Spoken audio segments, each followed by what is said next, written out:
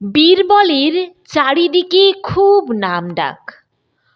তুরস্কের সুলতান আকবরের কাছে একটি চিঠি পাঠালেন। জনশ্রুতি, আপনার প্রধান পারিষদ বীরবল খুবই বিদ্বান ও বুদ্ধিমান। আমি একবার তাঁর সঙ্গে দেখা করতে চাই। আপনি অনুগ্রহপূর্বক যদি তাকে আমার এখানে পাঠিয়ে দেন তাহলে বাধিত হব। তুরস্কের সুলতানের চিঠি পেয়ে আকবর খুব খুশি হলেন। তিনি তখনই বীরবলকে তুরস্কে পাঠিয়ে দিলেন। তুরস্কের সুলতান বীরবলকে বোকা বানাবার জন্য সিংহাসনে না বসে অন্য সভাসদদের মতো একই পোশাকে সবার সঙ্গে মিশে বসলেন। তারপর বীরবল সভাগৃহে প্রবেশ করলেন। কিছু